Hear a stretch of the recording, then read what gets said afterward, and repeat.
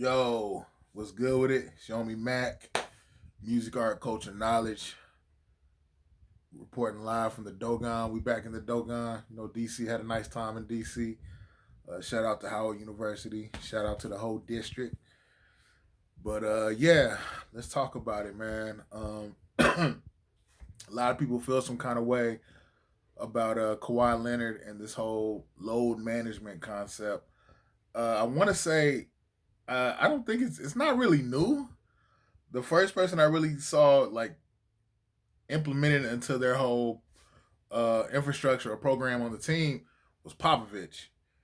And interestingly enough, I mean Kawhi Leonard, it wasn't like he just started doing this. He did it in San Antonio and he did it in Toronto. So Clipper fans, like y'all just need to be happy and roll with it. But let's talk about some things though. I remember having a conversation with a doctor, and he told me that, like anatomically speaking, like a lot of these kids, just like their bodies don't seem as durable as in years past. You could attribute that to a myriad of things. The diet is the food is not. A lot of this food is so processed. Who knows, like the long term effects or even the short term effects that it has on our bodies.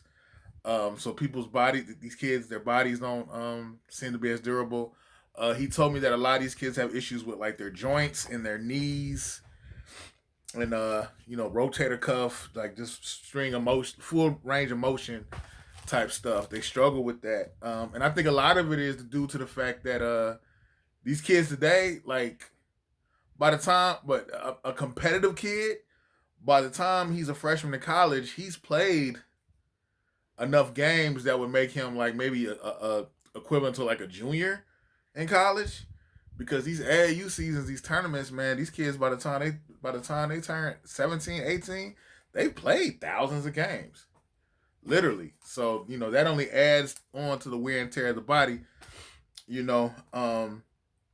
But I understand like the fans. As a fan, the bottom line is the NBA is a business.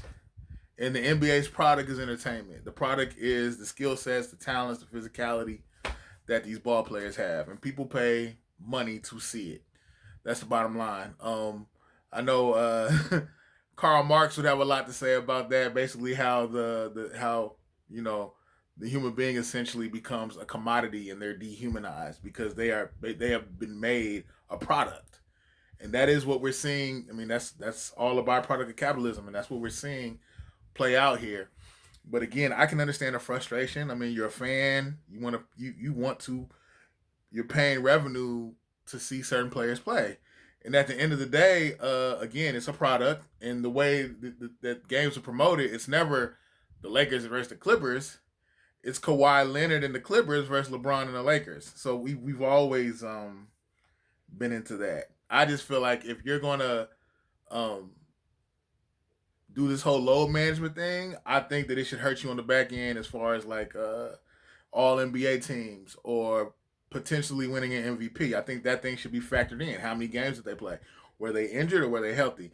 And I know what you're saying. Well, shoot. Sometimes I don't go to work every day. Sometimes I'm sick. Sometimes blase split. Yeah, I agree. I think if they're genuinely injured, or there's a potential health concern, no, they shouldn't just throw them out there. I'm with that. Matter of fact, there is in the Silicon Valley. There's a company in the Silicon Valley that actually has insurance on the tickets. So if for whatever reason, that player is not going that player is not going to play in that game, you can be reimbursed your money. So I thought that was pretty dope. Um, but again, I mean, they're humans. We're talking about human bodies, and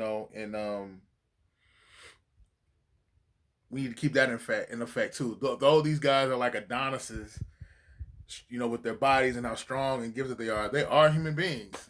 So we do need to, not allow their skill sets and their gifts to turn them into slaves for our entertainment. So yeah, I think that these athletes should take care of their bodies or have the right to preserve their bodies. But again, when we're talking about postseason awards, I think it needs to be factored in. How many games did you play?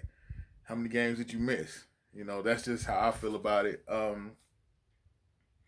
But yeah, um, essentially, um, there is no game without the players. That's the bottom line. Forget the people in the front office, boosters, blase, split, whatever, this, that, and the third.